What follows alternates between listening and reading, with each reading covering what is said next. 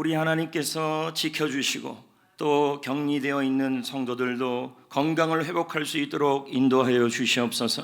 오늘도 주의 말씀으로 승리하게 하시며 주의 말씀으로 뜻을 알게 하시고 소망을 갖게 하시고 하나님이 주시는 권면을 받을 때 우리 속에 주님이 주시는 말씀의 능력이 나타나게 하여 주시옵소서.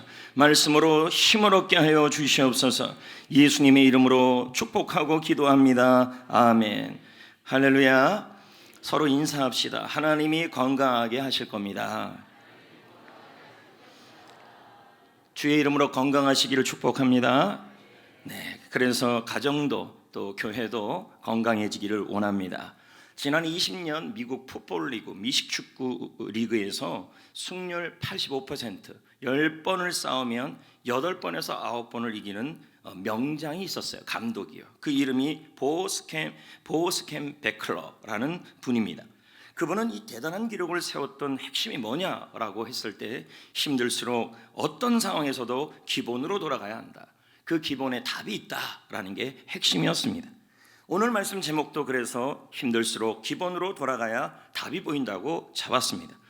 코로나19로 힘들수록, 한국교회가 힘들수록, 믿음 생활이 힘들수록 여러분 기본으로 돌아가야 그 기본 속에 답이 있다는 것입니다. 지금 한국교회는 어려움에 직면하고 있습니다. 국민의 70%는 기독교를, 10명 중에 7명은 기독교를 부정적으로 보고 있습니다. 한 통계가 나왔습니다. 최근 한 통계가 나왔습니다. 2050년 한국 교인의 수가 지금 우리가 알기로는 한 1,000만 된다 그러는데 2050년이 되면 지금부터 30년이 지나면 한국 교회 교인 수는 400만 명이 된다는 겁니다. 그러니까 어마어마하게 숫자가 줄어드는 거죠. 그리고 2050년이 되면 교회 학교, 주일 학교의 아이들의 숫자가 작년 수의 10%가 된다는 거예요. 그러니까 아이들의 숫자는 더 어려워진다는 의미이죠. 근데 더 가슴 아픈 일이 있습니다. 그게 뭐냐면 청소년입니다. 지금 중학교 1학년부터 고등학교 3학년까지 이 청소년들의 복음화율이 현재 3% 미만이에요. 그런데 앞으로 점점점 0으로 가고 있다는 겁니다. 그러니까 다음 세대 중에서 사춘기 소년 소녀들의 믿음 생활이 점점점 어려워지고 수도권의 일부에도 제가 느꼈지만 벌이 지금 왔다 갔다 합니다. 두 가지 이유겠죠.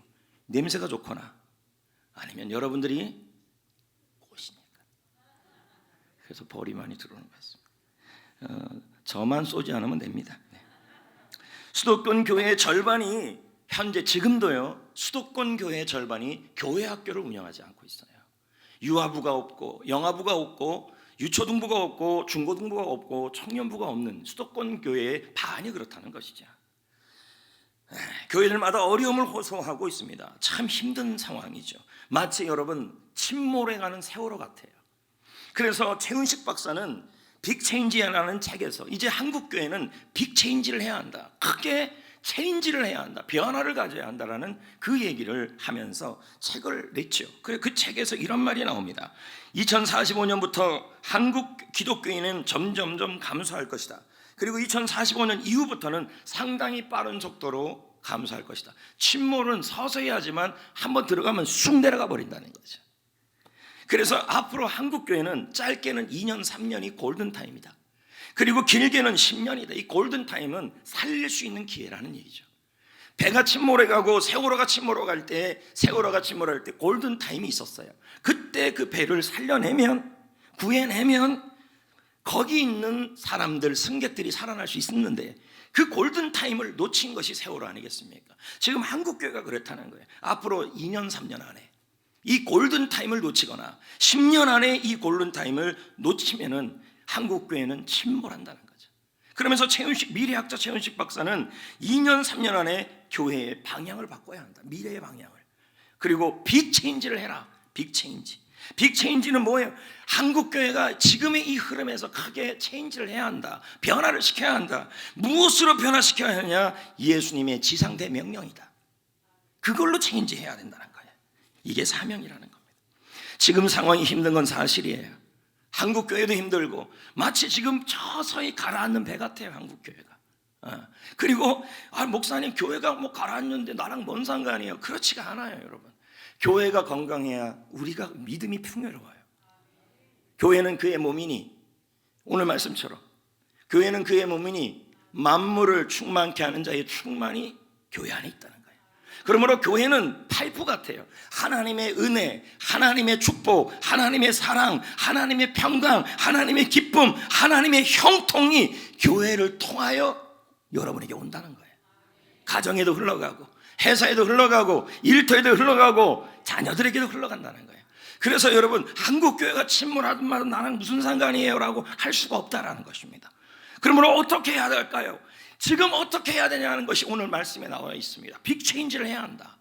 지금까지 한국교회가 흘러왔던 그 흐름에서 체인지를 해야 한다는 거예요. 지상명령으로. 수없이 하는 얘기죠.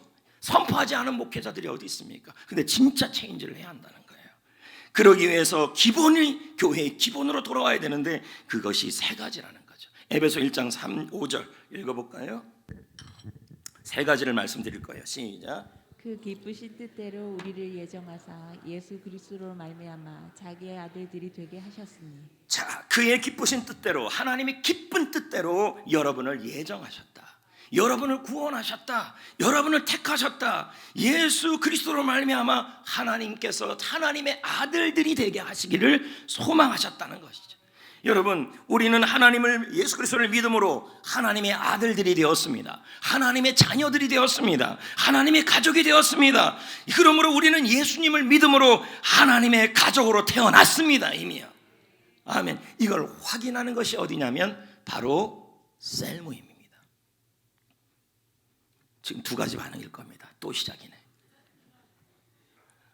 또 시작이네. 또 한쪽은 그럴 겁니다. 제발 더 얘기해 주세요. 그래서 일이 살지 않습니까? 그럴 분들도 있을 것입니다.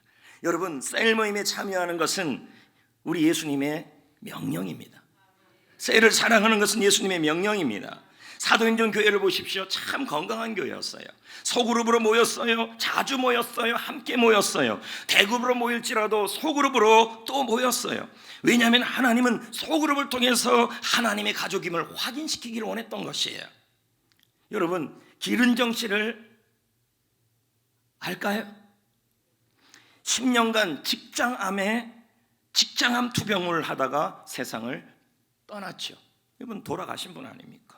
이분이 일기를 썼잖아요.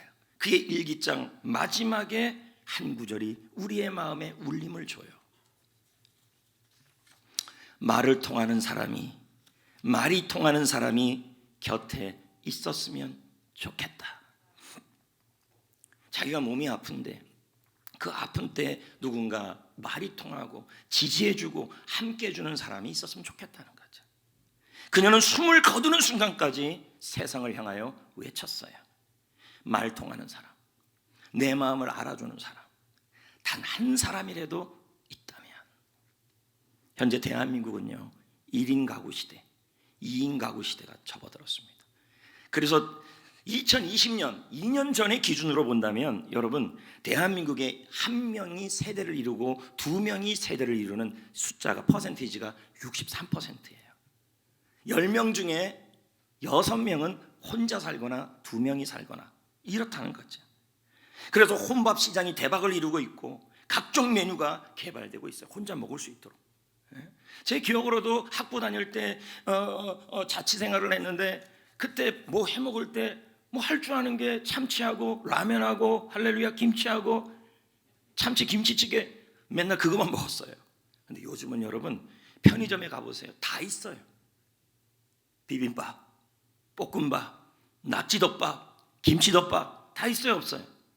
혼자 살기 편한 시대가 됐다는 얘기죠.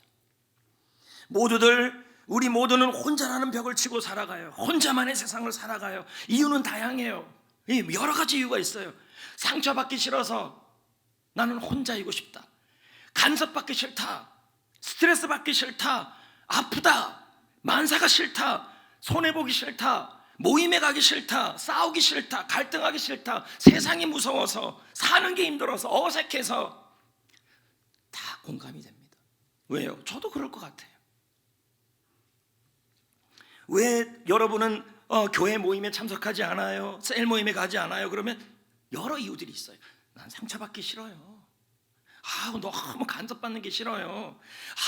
내가 아픈데, 간호하기가 바쁜데, 사는 게 힘든데, 먹고 살기도 힘든데, 세상이 무서운데, 거기 가봤자 갈등만 생기는데, 손해보기 싫은데 뭐로 셀 모임에 가요? 뭐로 모임에 가요? 충분히 공감이 돼요. 이해도 되고요.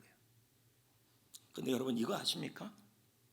아무리 여러분 지금 혼자 사는 시대가 되어 가고 프로그램도 나 혼자 산다 그런 프로그램들이 히트를 치고 있어도요, 사람의 기본 욕구가 있어요. 그 욕구는 뭔지 아십니까? 바로 사람은 함께하고 싶은 근본 욕구는 있어요.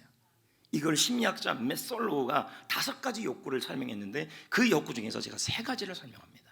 첫째가 뭡니까? 메솔로우가 말하기를 사람에게는 소속감이 있다는 거죠. 욕구라는 거예요. 누군가 나를 아껴주고 누군가 나를 사랑해주는 그 모임에 소속받고 싶은 사람의 근본적 욕구는 있습니다. 아무리 나 혼자 그러지만 나 혼자 사는 사람들도요, 보면요 다 블로그 다 하고요, 카톡 다 하고요, 그리고요 나 혼자 사는 사람들도요 몇몇 나 혼자 사람들끼리 모여서 마음 맞는 사람들끼리 모여서 놀러 가고 다 합니다. 이건 뭐예요? 사람들은 기본적으로 소속하고 싶은 거예요. 두 번째는 안정감이 있습니다. 평안하고 안정된 모임에 있고 싶은 그 욕구. 세 번째는 자존감도 있습니다. 자신을 중요하게 여겨주는 그 존재로 여겨주는 그 모임에, 인정해주는 모임에 참석하고 싶은 욕구가 있어요. 여러분 안 그렇습니까? 내가 누군가가 나를 인정해주고 그 모임에 가면 내가 중요한 사람이 되고 나를 사랑해주고 아껴주는 모임이 있다면 가고 싶겠어요? 안 가고 싶겠어요? 가고 싶다는 거죠. 여러분, 독일의 2차 세계대전에 독일의 히틀러가 많은 유대인들을 잡아서 폴란드의 아우슈비츠에, 이 아우슈비츠는 독일에 있지 않고 어디 있냐면 폴란드에 있어요. 폴란드의 아우슈비츠에서 많은 유대인들을 600만 명을 죽였어요. 그것을 중간에 간섭했던 사람이 누구냐면 아돌프 아이드만이라는 사람이죠. 이 사람도 사형받아 죽었어요. 끝까지 재판받는데도요, 유대인의 법정에서 재판받는데도 뭐라 그럽니까? 나는 시켜서 했다. 죄책감을 못 느껴요, 이 사람. 그런데 여러분, 이 아우슈비츠에서, 이 포로 수용소에서, 생체 실험을 하는 이 포로 수용소에서 그 고통이 너무 힘들어서 견디다 못해서 스스로 죽음을 맞이했던 자살한 사람들이 너무 많았어요. 그런데 여러분, 재밌는 사실이 하나 있어요. 끝까지 그 피비린내나는 전쟁터에서 살아남은 사람들이 있었어요. 누구일 것 같아요? 내면이 강한 사람? 물론 여러분 이름이 생각이 안 나지만 그 사람 있어요. 하여튼 그렇게 내면이 강한 사람, 그래서 혼자 강한 사람이었을까요? 이거 유명한 얘기 아닙니까? 그 상황에서 자살하지 않고 살아남은, 피비린내나는 전쟁터에서 살아남은 사람이 누구냐? 내 옆에 나를 지지해주는 안정된 짝이 있었던 사람들이었어요. 나를 지지해주고 그 사람을 아껴주고 서로 중요한 존재라고 인정해주는 그런 짝이 있었던 사람들이 어떻게 했냐면 그 피비린내나는 전쟁터에서 살아났다는 거예요. 성도 여러분, 우리는 전쟁터에 살고 있어요. 아우슈비츠 수용소 같은 곳은 아니라 할지라도 우리가 사는 곳곳은 피비린내나는 전쟁터입니다. 말은 안 하지만 혼자 사는 사람들이 왜 그럽니까? 상처받기 싫어요, 간섭받기 싫어요, 스트레스 받기 싫어요, 아파서 싫어요, 손해보기 싫어요, 갈등 얻는 거 싫어요, 세상이 무서워요, 사는 게 힘들어요, 먹고 사는 게 힘들어요. 다 이해가 돼요. 근데 그들의 내면 깊숙이 들어가면요, 모두 다 위로받고 싶어 합니다. 쉼터를 찾고 싶어요. 자신을 아껴주고 자신을 사랑해주는 모임을 찾고 있다는 거죠.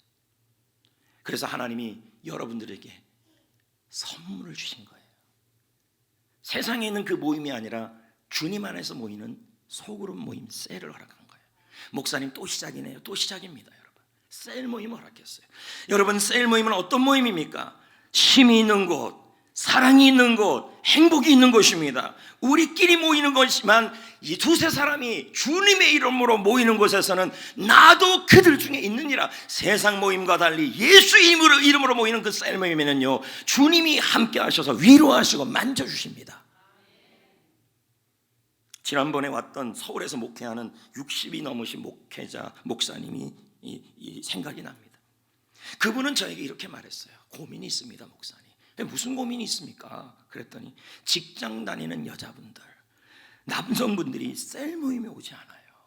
그리고 코로나19가 일어난 이후에 더더욱 셀 모임에 안 와요. 사는 게 바빠서, 먹고 사는 게 바빠서, 상처받기 싫어서, 간섭받기 싫어서 다 이해한다는 거예요. 그래서 물어보니까 셀 모임이 코로나 전에는 절반 정도, 지금 코로나 일어난 이후에는 안 된대요. 아예.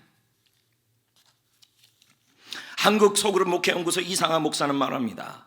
초대교회 성도들은 성전에서 예배한 동시에 성도의 집에서 모였다. 지금 여러분 코로나19 상황에서는 주일날 예배 드리는 것도 벅차요. 그러니까 제가 여기서 셀 모임 얘기하는 것도 웃긴 거죠. 그러나 지금 보십시오. 한국 교회가 침몰하고 있어요. 침몰하든 말든 나랑 뭔 상관이에요 라고 얘기할 수 있죠. 그런데 제가 말씀드렸잖아요. 교회가 건강해져야, 교회가 살아나야 내가 살아나요.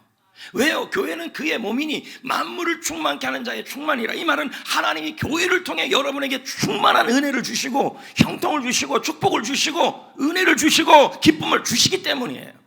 그래서 교회가 건강해야 내가 풍요로워져요. 그래서 어제 그저께 CBS 한 50좀 넘은 60도 안 되는 여자 기자분이 우리 교회를 찾아왔어요.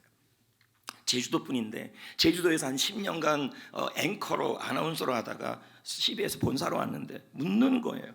얘기를 하는 거예요. 목사님, 코로나 일어나고 예배 열심히 그전엔 드렸는데요, 방송으로 한번 드리기 시작하니까요, 가야 되는지 아침에 그 전날에는 꼭 가야지 그런데 아침에 일어나니까 자꾸만 귀찮아지더래요.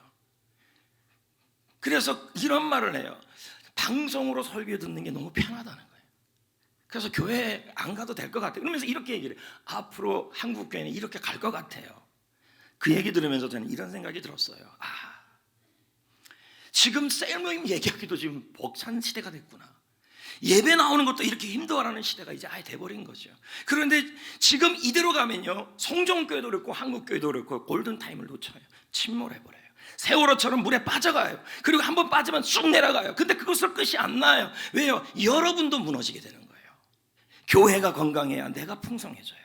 교회가 살아나야 내가 영혼이 잘 되고 범사가 잘 되고 강건해져요. 교회와 나는 떨어질 수가 없어요. 교회는 몸이에요. 몸이기 때문에 각 지체들도요, 몸이 건강해야 지체도 살아나는 거예요. 그래서 셀 모임으로 우리는 기본으로 돌아와야 돼. 빅체인지 해야 된다는 거죠. 계속 제가 읽어보겠어요.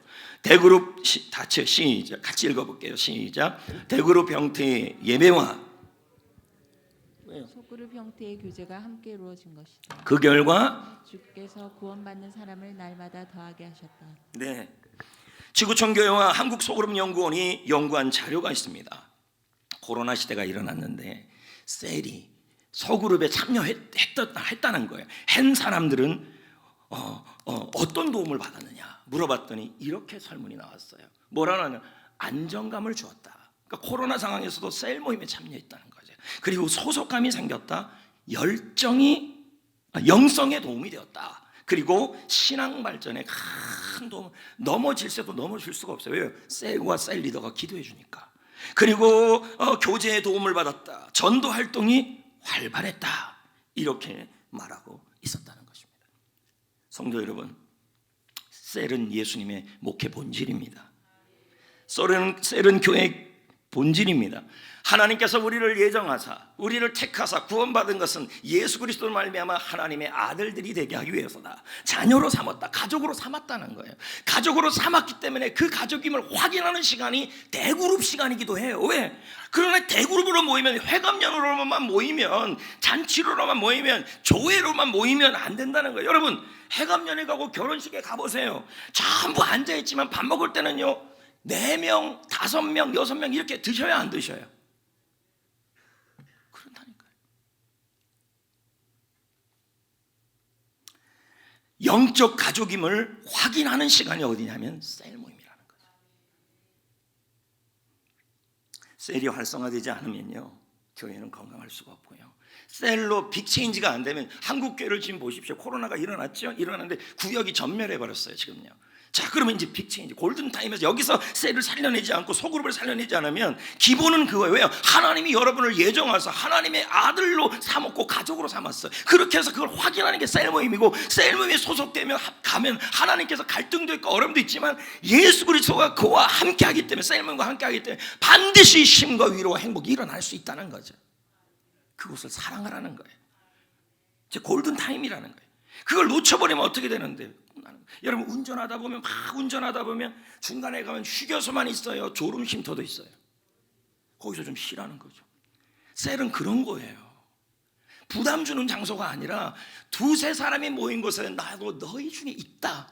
셀 모임을 모이는 그곳에 주의 성령이 함께 하셔서 그 속에서 사람과의 교제와 만남을 통해 여러분을 만진다는 거예요. 그래서 셀 모임을 졸음 쉼터 가는 곳이다, 휴게소 가는 마음으로 참여하시면 여러분의 영이 살아날 수 있어요. 주님이 만들어주신 선물이. 그래서 길버트 빌키자는 말합니다. 공동체의 형성, 셀 모임의 참여는 그리스도인의 선택사항이 아니다.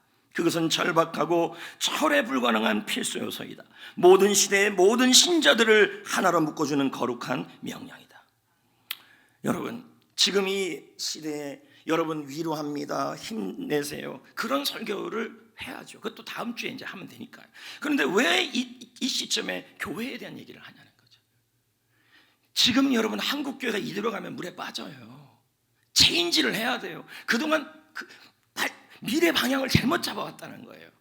소그룹의 중요성, 셀 모임의 중요성이 너무 중요하고 예수님의 본질이고 우리는 하나님의 가족임을 확인하기 위해서 태어났는데 그 셀 모임을 우리가 소중히 여기지 않았다는 거죠.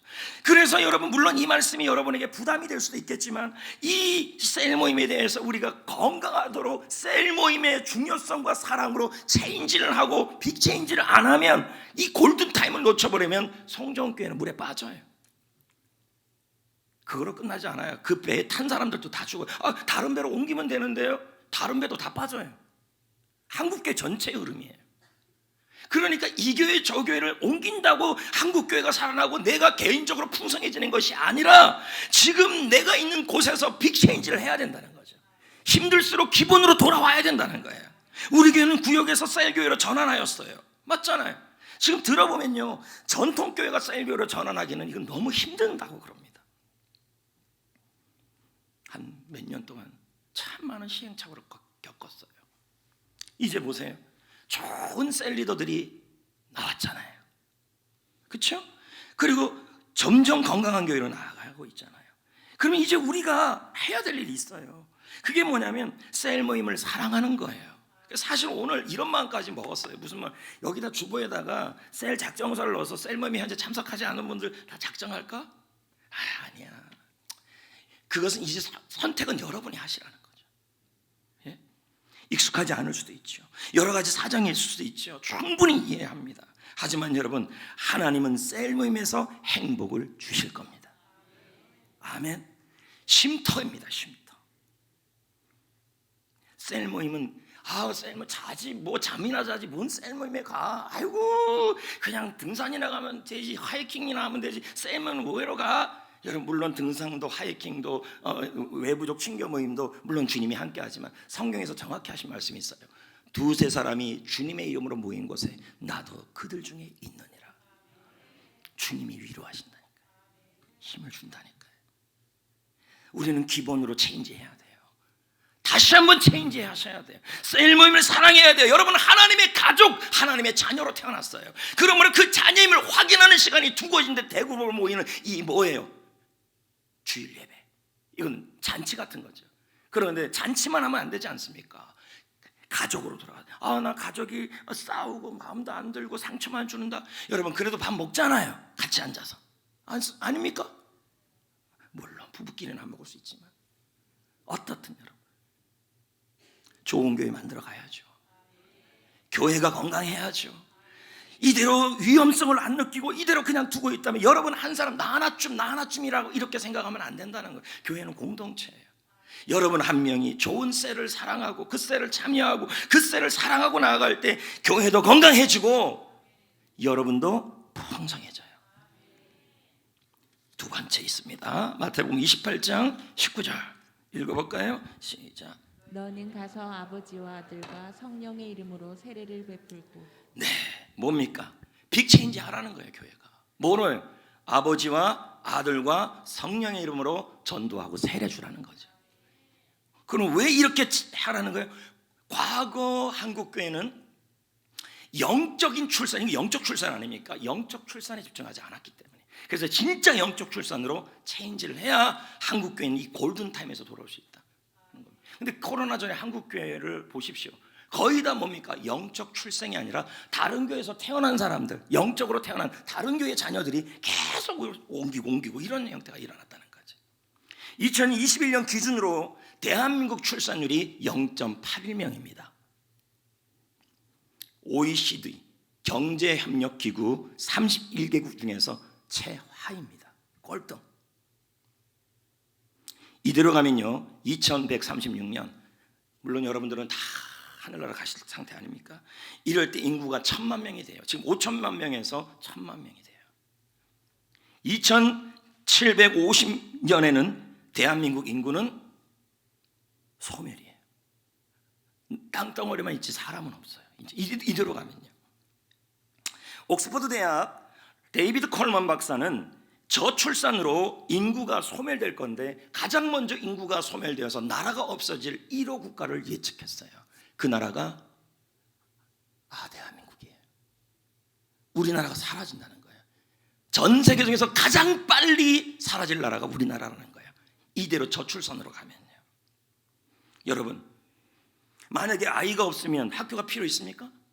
없죠. 가족이 생기지도 않죠. 아이가 없으면요 유치원이 필요 있어요? 어린이집이 필요 있어요? 아이가 없는데 나라가 필요 있어요? 키즈 카페가 필요 있어요? 다 필요가 없어지는 거죠. 지금 이게 현실이라는 거예요. 그래서 어제 그제 CBS 그 인터뷰하면서 목사님 혹시 송정교회는 출산 장려를 해서 뭘 하고 있나요? 아무것도 안 하고 있다고. 그래서 이러면 어떨까? 그냥 생각만 해봤어요. 이미 4명 난 사람들 말고 앞으로 4명도 많다. 3명 나면 제주도 보내줄까? 필리핀, 미국, 뭐 그런 생각도 좀 해보면 어떨까? 45세 아래 분들 다시 애 낳으세요. 이러다 큰일 납니다. 나라가. 아직도 홍 장로님 아직도 안 늦었습니다. 50세 아래 되시는 분들, 저는 뭐 이제 됐으니까 50세 아래 되시는 분들 아직도 우리나라 어떡합니까, 여러분? 그 교회도 그렇습니다, 여러분. 실제 출산도 출산이지만 교회가 영적 출산이 너무 없어요. 이 말은 다른 게 아니에요. 복음을 통해서 하나님의 자녀가 되는 출산율이 떨어진다는 거예요. 여러분, 만약에 교회가 영적 출산율이 떨어지면 교회도 사라질 것이고 사람도 못 세워요. 제자 훈련은 어떻게 합니까? 셀도 사라지는 거죠. 근데 지금 한국교회가 그동안 한국교회의 모습을 보면 출산을 한 게 아니에요. 영적 출산을 해서 복음을 통해 영혼이 하나님의 자녀가 되는 경우가 거의 적었고, 어떻게 하냐? 그동안 한국교회 코로나 전까지 흐름이 뭐냐면 다른 교회에서 부모님을 통해서나 다른 교회에서 예수를 믿었던 사람들이 옮겨오는 경우들이었다는 거예요. 거의. 이런 흐름을 바꿔야 된다는 거예요. 지금 이 상태로 그대로면요 한국교회는 침몰해요. 주님이 원하는 건 영적으로 복음을 통해 하나님의 자녀가 되는 일이 일어나야 돼요. 교회는 복음이 있어야 합니다. 복음이 전해지는 곳이 있어야 합니다. 왜요? 복음만이 구원의 능력이에요. 로마서 1장 16절, 이 복음은 모든 믿는 자에게 구원을 주시는 하나님의 능력이라. 아멘. 그래서 여러분, 교회 안에는 엔터테인먼트, 그리고 교회 안에는요 각종 시설보다 더 중요한 것은 교회 안에는 복음이 전해주는 곳이 있어야 돼요. 우리 교회는 새가족 공부에 그게 있고 해피코스에 있습니다. 과거 한국 교회는 이런 이야기가 많았어요. 코로나 전이죠. 그래봤자 3년 전이 아닙니까? 신도시에 종교 부지를 얻어서 거기다가 교회 건물을 지었더니 한 번에 성도 수가 1000명이 늘었다. 뭘 오후예요? 놀랄 거 없어요. 500명이 늘었다. 이게 그동안 흐름이었어요. 근데 코로나 일어나 보세요. 한 번에 500명씩 빠져나가고 있다는 거예요. 지금 통계가 나오고 있어요. 영적 출생을 한 게 아니에요. 이건요. 뭐 한 거예요? 예? 태어난 애가 그냥 옮긴 거예요. 계속 그렇고 있다는 거죠. 이렇게 말하면서 이걸 뭐라 그랬어요? 빠른 성장해야 한다. 급성장해야 한다. 그런 단어를 했다는 거예요. 근데 여러분, 주님이 원하는 것은 뭐냐면 급성장이 아니라 빠른 성장이 아니라 바른 성장이에요. 믿으시면 아멘. 언제부터인가 한국교회 안에 성장제일주의가 됐어요. 숫자만 늘면 성공으로 인정했어요. 그러다 보니 많은 사람들을 끌어모으기 위해 마케팅을 하고 엔터테인먼트를 하고 연예인을 부르고, 그러나 참된 전도는 여러분, 다른 교회의 영적 유아가 옮기는 것이 아니라 그 교회 안에서 복음을 통해 하나님의 자녀가 태어나는 게 진짜 전도예요. 영적 출산이 일어나야죠. 이대로 안 되고, 이렇게 지금 또 얘기합니다. 여러분, 전도에서 진짜 복음을 통해서 그 영혼이 하나님의 자녀로 바뀌는 그 일이 그 교회 안에서 출산이 일어나지 않고 1년이 지나고 1년이 지나도 그 셀에서, 그 가족에서, 그 교회 안에서 영적 출산이 일어나지 않고 있다면 한국교회는 앞으로 침몰합니다. 이걸로 체인지가 돼야 돼요. 빅 체인지. 나의 후손들에게요. 이제 교회는 침몰하고 없어져요. 그러면 나의 후손들에게는요, 여러분들의 후손들에게는요, 성전교회가 없는 거죠. 지금 우리 교회가 있는 건 왜 그래요? 우리 부모 세대들이, 우리 교회 부모 세대들이, 부모 위의 세대들이 성전교회 안에서 본질을 잡았기 때문이에요. 그렇다면 앞으로 마찬가지예요. 지금 위대한 엄청난 골든타임에 있어요. 교회가 침몰하는 상황. 이 골든타임에 빅체인지를 해야 돼요.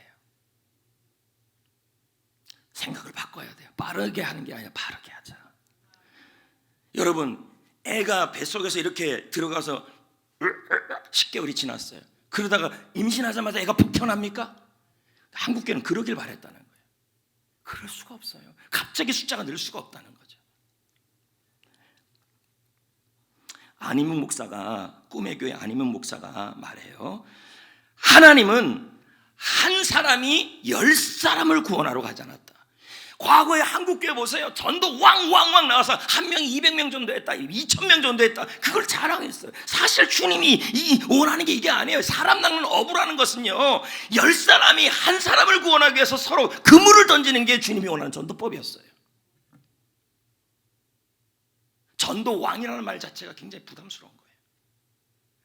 주님은요, 10사람이, 사람 낚는 어부가 그물을 이렇게 던질 때, 여러분, 그물 던질 때 여러 여기서 다 드는 거예요. 근데 한국교회 전도 패턴은 뭐예요? 한 사람이 1000명을 전도하고 한 사람이 100명을 전도해서 우와 해갖고 그 얘기 듣고 간증 듣는 게 한국교회 흐름이었어요. 이렇게 가면 문제가 있다는 거예요. 주님은 셀에서 여러 사람이, 소그룹이 다 같이 빅체인지 해야 된다는 거예요. 다른 교회 성도 데려오지 마시고, 예? 불신 영혼을 전도하시고 그 영혼이 출산하게 해야, 1년이 지나서 성전교회 성도가 몇 명 늘었냐를 자랑하지 마시고 1년이 지나서 성전교회 성도들이 누구를 전도해서 그 영혼이 변화되고 세례받아서 누가 행복한 사람이 되고 있는 사람이 몇 사람인지가 중요하다는 거예요. 그래야 교회가 살아요. 그래야 여러분이 풍성해져요. 이 일을 이루는 것이 셀이에요. 왜요? 셀은 혼자 하는 것이 아니라 여러 명이 영혼을 구원하기 위해서 함께 협력하는 거예요. 광성교회 정성진 목사님, 원로 목사님이죠. 그분이 다음과 같은 말을 해요.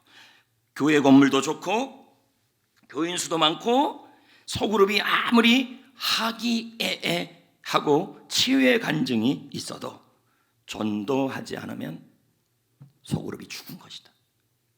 그 모임은 영적 모임이 아니다. 생명이 있는 모든 것은 열매를 맺기 마련이다. 살아있는 세포는 번식한다. 생명이 있는 소그룹은 항상 번식하고 또 번식한다. 다들 말해요. 한국교회가 더 이상 전도가 안 된다. 그러면서 뭐라 그럽니까? 그런데 우리는 아파트 지역이고 교회 지었더니 좀 급성장했는데, 이게 바로 얼마 전까지의 모습이에요.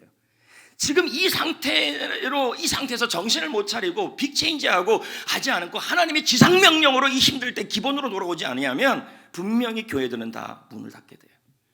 여러분, 우리나라에 토마스 선교사를 처음에 파송했던 영국의 하노버 교회가 지금 팔렸어요. 예?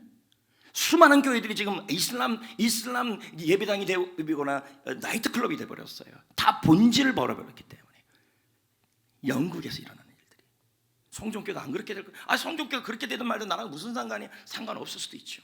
그런데 여러분, 어느 교회가나 한국교회뿐만 아니라 성종교뿐만 아니라 어느 교회나 지금 다 지금 비슷한 상황이에요. 빅체인지가 안 되고 본질로 안 들어가면요, 나 하나 죽는 것이 아니라, 나는 예배드리고 있는데 문제가 아니라 예배드릴 장소는 있어도 더 이상 살아있는 교회는 없어져요. 여러분, 교회가 건강해야 여러분이 풍성해져요. 같이 좋은 교회를 만들어야 된다니까요.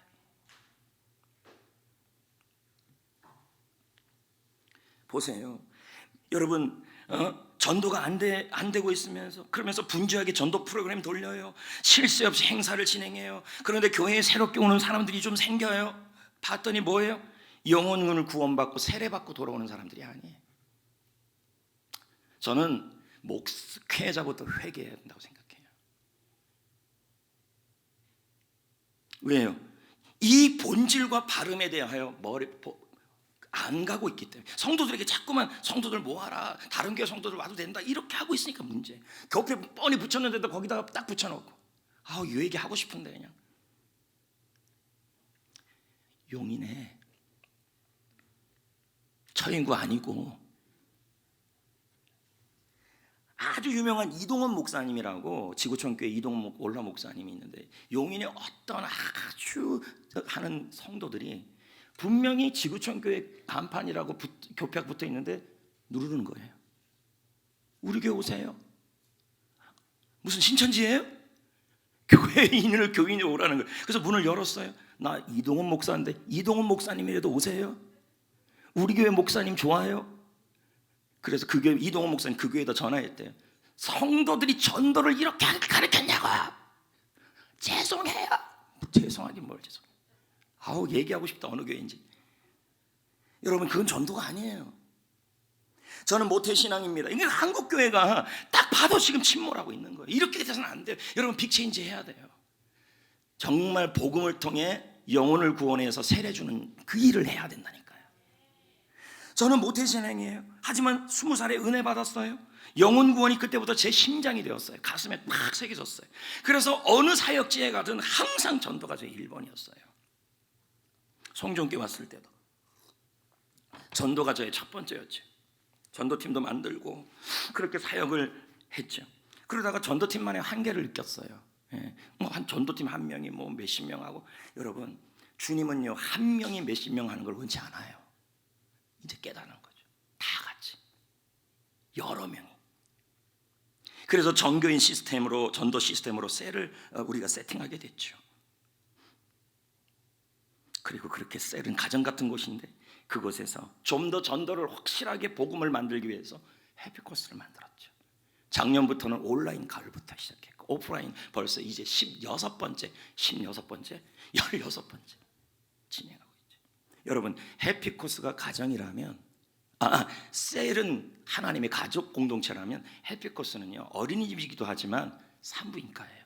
예를 들면 셀에서 영적으로 한 영혼을 구원해가지고 그 사람들이 했는데, 이제 그 영혼을 복음을 전해야 되기 때문에 해피코스에 보냈어요. 그래서 복음을 전하면서 힘줘 막 하다가 그 영혼이 태어나는 곳이에요. 그럼 여러분 보십시오. 아무리 산부인과 시설이 좋다 그래도, 그리고 최첨단 시설이 있다 그래도, 여러분, 셀에서 영혼을 해피코스로 보내지 못하면 소용이 없다는 거죠. 그래서 여러분, 힘들더라도 영혼 구원 기본으로 돌아가야 합니다. 여러분, 이 기본으로 돌아간다는 말이, 빅체인지 해야 된다는 말이 왜 중요하냐면, 그래야 교회가 건강해지고, 교회가 건강해야 웃음이 넘치고, 웃음이 넘쳐야 여러분 자신이 풍요로워지는 거예요. 교회는 그의 몸이니 만물을 충만케 하시는 자의 충만, 예수 그리스도의 충만이 있다는 것이 교회예요.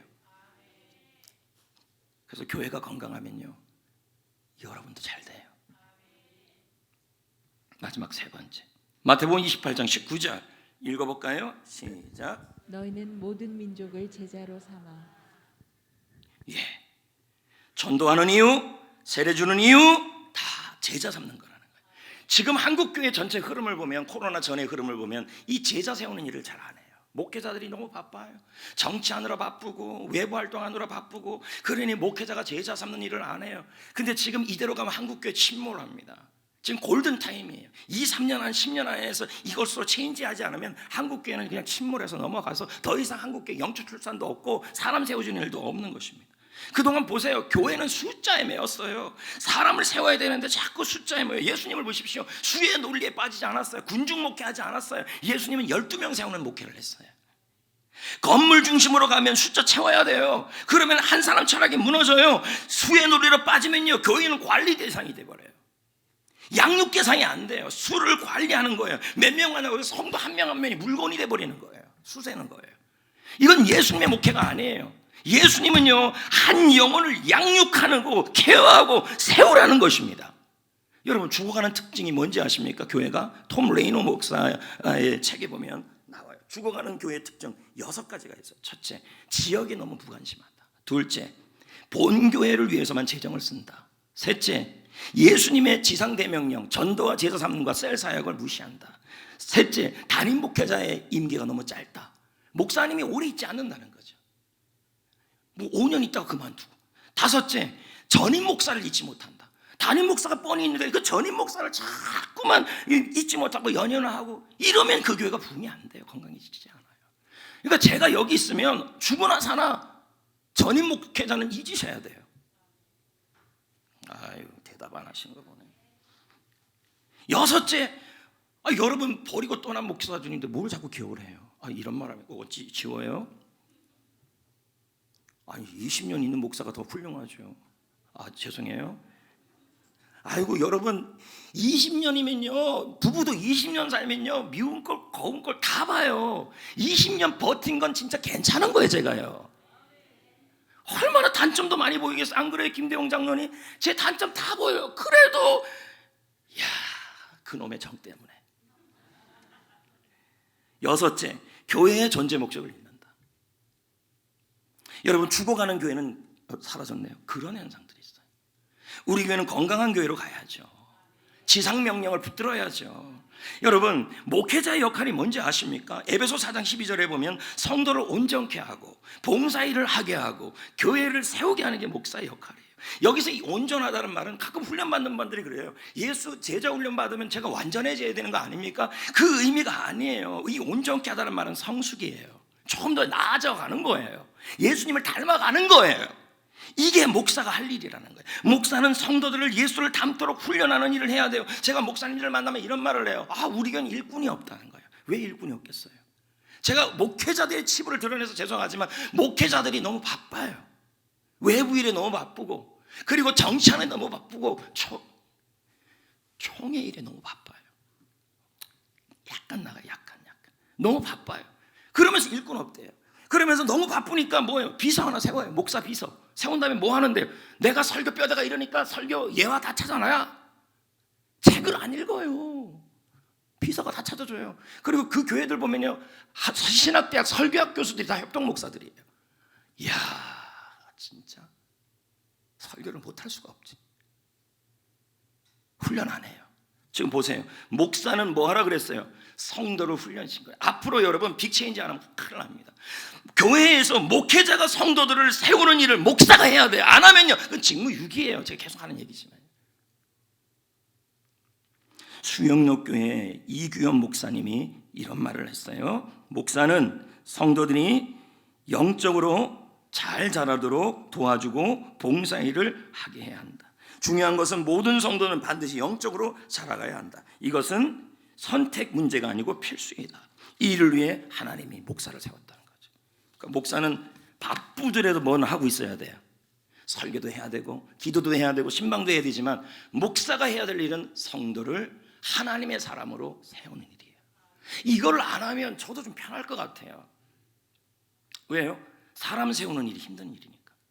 근데 이건 목사의 일이라는 거죠. 저는 얼마 전에 손흥민 선수 그 책을 읽었어요. 예? 근데 이 책을 보면서 아주 인상적인 내용을 보았어요. 물론 이제 책 전체 내용이 아니죠. 2010년부터 2021년 손흥민 선수가 시즌을 보냈는데 그 시즌에 이 손흥민 선수가 몸이 굉장히 무겁고 경기도 너무 게임도 엉망으로 했어요. 그래서 손흥민 선수가 몸 상태가 안 좋은 상태에서 그 시즌을 보냈기 때문에 그 경기력도 엉망진창이었어요. 근데 이제 한국으로 돌아오면서 마음이 꿀뚝 같았어요. 좀 쉬고 싶다. 그래서 아버지에게 사정을 했어요. 나 좀 쉬게 해달라고, 힘드니까 좀 잠 좀 자게 해달라. 그랬더니 이 아버지가 그런 아버지입니까? 이 아버지가 인천국제공항에 내리자마자 춘천으로 데려가 버린 거예요. 그런데요, 쉬게도 안 해주면서 엄청난 훈련을 시켜버려요. 계단 올라가기, 웨이트 트레이닝, 운동장에서 매일 왼발 1000개, 오른발 1000개 슈팅하게 하기. 매일. 남들은, 손흥민 선수가 그런 말을 해요. 남들은 자신이 타고난 슈팅 능력을 가졌다고 말을 한다는 거예요. 하지만 그가 말하기를 나의 이 슈팅 능력은 2011년 여름 지옥 훈련에서 만들어진 결과물이라는 거예요. 반복. 아이고 나중에 이게 엉치포가 아플 것 같아. 1000번. 똑같은 기본이에요. 기본. 훈련. 얼마나 훈련을 시켰는지 아버지가요, 이런 생각까지 들었대요. 이러다가 내가 죽겠다. 슬럼프를 뭐로 극복했는지 아십니까? 훈련으로 극복했어요. 그리고 그 아버지가 보통 아버지가 아닌데요, 그날 하루 훈련이 끝날 때 아버지의 마음이 들어야만 훈련을 마쳤어요. 집에 돌아와서 SNS를 그렇게 좋아하는데 그걸 할 수가 없어요. 왜? 쓰러지면 자니까. 근데 놀라운 일이 일어났어요. 그 여름의 지옥 훈련을 마치고 구단으로 돌아가는데 몸이 가벼워요. 안 가벼울 수가 없죠. 지옥 훈련을 했는데, 프리시즌이라 그래서 본 시즌이 시작되기 프리시즌을 했는데요, 한 게임에 골을 막 몇 골씩 집어넣기 시작하는 거예요. 그해 손흥민 선수는 일약 점핑을 하게 돼요. 근데 구단에서 시즌이 끝나고 이런 말을 했대요. 손흥민 선수를 포기했었대요. 그해. 왜? 유망주긴 유망주인데 반짝 유망주로 봤다는 거예요. 너무 실력이 떨어지니까. 근데 구단에서 놀랐다는 거예요. 완전히 달라진 모습에서 돌아왔다는 거죠. 이건 왜 이렇게, 그래서 그 손흥민 선수가 지금도 고백하는 게 뭐냐면 아버지의 지옥 훈련이 나를 살렸다. 여러분, 이게 반복의 힘이에요. 박이나 목사의 책 하나님의 방법은 사람이라는 책에서 말합니다. 핵심은 반복하면 시간이 지나면 행동의 결과에 상승을 보게 된다. 이러한 원리는 공부, 운동, 예능에서도 나타난다. 제자훈련도 마찬가지다. 기도의 반복, 말씀과 순종의 반복을 할 때 승리의 노래를 부르게 될 것이다. 반복하라. 여러분, 훈련의 내용들 모르는 사람이 어디 있습니까? 그런데 여러분, 훈련의 내용을 모르는 게 중요한 것이 아니라 훈련은 반복할 때 우리를 하나님께서 쓸 수 있는 사람이 되어버린다는 거죠. 성전교회를 세우고 한국교회를 살리는 빅체인지는 사람 세우는 거예요. 만약에 이걸 우리가 포기해버리고 이걸로 체인지를 안 하게 되면 우리 한국교회는 이제 무너집니다. 지금 성전교회가 그나마 이렇게 건강하게 존재하는 것은 우리 어머니 권사님들, 맞잖아요. 지금 전부 돌아가셔서 하늘에 계신 어머니 권사님들, 아버님 장로님들, 집사님들, 그런 분들이 본질을 붙잡고 교회를 사랑하고 기도하고 사람을 위해서 사람을 세우는 일에 기도했기 때문이에요. 근데 지금 앞으로 성전교회는 어떻게 되겠냐는 거죠. 한국교회는요, 지금 이대로 체인지를 안 하게 되면 한국교회나 성전교회는요 침몰합니다. 우리 후손들은 교회가 건강한 교회를 만날 수가 없는 거죠. 우리에게 그 사명이 있다는 거죠. 제자훈련에 좋은 점이 있습니다. 빌립보 4장 9절 읽어볼까요? 시작. 너희는 내게 배우고 받고 듣고 본 바를 행하라. 그리하면 평강의 하나님이 너희와 함께 하시리라. 평강의 하나님은 어떤 하나님이에요? 샬롬의 하나님이에요. 나의 공동체가 평화로워지고 외부적 환경은 어렵지만 내 마음이 평화로워지고 질서가 잡히고 모든 것이 조화를 이루는 게 샬롬이에요. 이게 훈련의 힘이라는 거죠. 여러분, 원박이라는 그 노래가 있죠. 원하고 바라고 기도합니다. 민호기 목사님의 찬양이죠. 원래 이 원박이는 작곡을 하려고 지은 것이 아니라 자녀들에게 신앙의 유산을 물려주기 위해서 뭐가 좋을까 생각하면서 기도문을 작성했던 내용이 바로 이 원박이에요. 원하고 바라고 기도합니다. 그래서 거기다 곡을 붙였죠. 가족들에게 가정 예배를 처음 드리면서 같이 불렀는데 애들이 너무 은혜를 받더라는 거죠. 지금 이 노래가 전 세계 10개국의 언어로 번역되어서 불려지고 있어요. 하나님을 닮으라는 거죠. 하나님을 닮으라는 소망이 들어있죠. 저는 찬양을 참 좋아하는데 만약에 제가 지금 하늘나라 간다면 우리 성도들에게 어떤 노래를 신해철 씨가 자기가 죽으면 무슨 노래를 틀어달라 그랬는데 저는 이 하나님의 비전인 원박이를 여러분에게 들려주고 싶어요. 왜? 하나님의 꿈이 나의 꿈이니까. 그게 들어있어요. 그러면서 제가 오늘 설교를 준비하면서 2차 세계대전에 아오지마 전투가 생각이 났어요. 아오지마 전투는 미 해병대가 일본군과 싸워서 3분의 1이 전사한 전쟁이에요. 근데 이겼어요. 이 전쟁에서 켈리 위생병하고 후포 위생병이 이야기가 아주 유명해요. 후포 위생병이 있고 켈리 위생병이 있는데 이 11일이라는 전쟁터에서 그 해병대를 구하는 사람들이었어요. 근데 이 켈리 위생병한테 일본의 저격수가 총을 쐈는데 여기에 총이 맞은 거예요. 여기 총알이 간통해서 피가 여기서 막 터져나오는 거예요. 그 옆에 누가 있었냐면 후포 위생병이 있었어요. 그 피를 이렇게 막으려고 안 막아지죠. 피가 터져나오는데 뿜어 나오는데 후포 위생병은 켈리 위생병을 향해서 이 피를 막으면서도 도와주려면서도 막 이렇게 계속 혼자 중얼중얼거렸어요. 내가 너를 살리기 위해 켈리 위생병을 살리기 위해 정말 최선을 다하고 있다. 나는 지금 모든 방법을 다 통하고 있다. 그냥 중얼중얼대고 있는 거예요. 근데 이 켈리 위생병은 말을 못하죠. 피가 지금 튀어나오는데 뿜어 나오는데 눈을 보면서 죽어가면서 눈을 보면서 후포 위생병을 보면서 눈을 보면서 이렇게 말하는 것 같았대요. 켈리 위생병이 후포 위생병이요. 이렇게 자네가 나를 살리기 위해 얼마나 애를 쓰는지 나는 아네. 결국 전사했어요.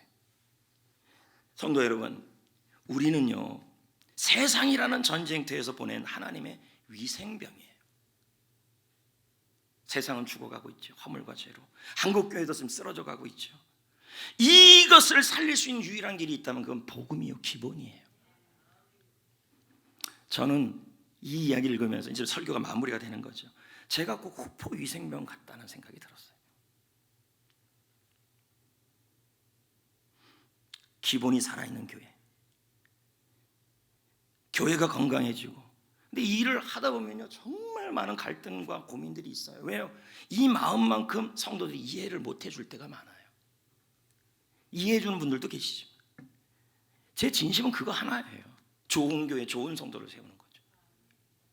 그리고 어느 날 제가 죽어서 하늘나라 갔을 때 예수님 앞에 이렇게 말하고 싶어요. 제 소망이에요. 저는요 성종교에서요 생명을 다하면서 어떤 상황에서도 모든 노력을 다하면서 생명 살리고 제자 사는 사역, 그 사역에 생명을 다했습니다. 이 말을 꼭 하고 싶어요. 그리고 또 이 말을 듣고 싶어요. 저를 통해서 복음을 들었던 사람들이 저에게 켈리 위생병처럼 이렇게 말해주는 걸 듣고 싶어요. 당신 때문에, 송정교회 때문에 내가 구원을 받았어요. 얼마나 애썼는지 내가 알아요. 그 말을 듣고 싶다는 거죠.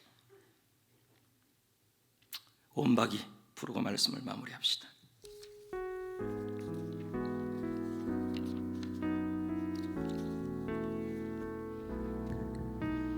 이 세상을 살아가는 동안에 나의 힘을 의지할 수 없으니 기도하고 낙심하지 말 것은 주께서 참 소망이 되심이라. 하나님의 꿈이 나의 비전이 되고 예수님의 성품이 나의 인격이 되고 성령님의 권능이 나의 능력이 되길 원하고 바라고 기도합니다. 주여 주의 길을 걸어가는 동안에 세상의 것 의지할 수 없으니 감사하고 낙심하지 말 것은 주께서 참 기쁨이 되심이라. 하나님의 꿈이 나의 비전이 되고 예수님의 성품이 나의 인격이 되고 성령님의 권능이 나의 능력이 되길 원하고 바라고 기도합니다. 할렐루야. 이제 말씀을 맺으려고 합니다. 미국의 기독교 심리학자, 사회학자 토니 캠플러는 기독교 역사중에서 교회가 교회의 본질을 잃어버렸던 상황을 다음과 같이 말해요. 제가 읽어볼게요. 기독교는 팔레스틴에서 태어났다. 그들은 기독교를 그리스도로 전했으며 그리고 그리스는 기독교를 철학화했다. 그들은 다시 기독교를 로마로 전했다. 로마인들은 기독교를 제도화했다. 그 로마인들은 다시 기독교를 영국으로 전했다. 영국인들은 기독교를 관광명소로 만들어버렸다. 그들은 기독교를 미국으로 전했다. 그러나 미국인들은 기독교를 기업화했다. 그 미국인들은 기독교를 한국으로 전했으면 한국인들은 기독교를 라고 책임져요. 우리는 무슨 답을 줄 수 있을까요? 코로나를 보십시오. 코로나 이후에 한국교회의 모습을 보십시오. 골든타임입니다. 침몰하는 중이 있습니다. 코로나로 인해 한국교회 계획들이 무너지고 모든 것이 힘들어지고 성도들은 하나님 앞에서 많은 꿈들이 사라져갔습니다. 이제 우리는 골든타임이에요. 빅체인지를 해야 돼요. 힘들수록 기본으로 돌아가야 합니다. 그 속에 답이 있어요. 셀 모임을 사랑합시다. 전도의 목표를 다시 잡으셔야 돼요. 영혼을 구원해서 세례 주는 게 전도입니다. 그 일을 합시다. 그리고 사람을 세웁시다. 그 일을 합시다. 그렇게 함께 동력하고 동참할 때 우리 교회는 더욱더 건강해질 것입니다. 그리고 여러분들은 풍성해질 겁니다. 왜요? 교회는 예수님의 몸이고 예수님의 충만이 있는 것입니다. 교회가 쓰러져 가는데 무슨 충만함을 받습니까? 다른 교회로 간다고요? 다른 교회 가도 지금 다 무너지는 상황인데요. 제가 코로나 가운데서 다른 교회 가서 말씀도 전하고 코로나 전에 전하는데요. 제가 느낀 게 딱 하나가 있어요. 우리 교회와 비교해요. 물론 제가 성전교회에서 이 기본을 하면서 참 많은 오해를 받았어요. 목사님이 그럴 수 있냐부터 시작해서 목사님 정말 근데 한 번도 제가 변명 안 합니다. 성도들이 저를 욕해도 변명 안 해요. 주님이 하시면 좋가리. 근데 제가 느낀 게 하나 있어요. 그게 뭐냐면 우리 교회가 살아있다는 거예요.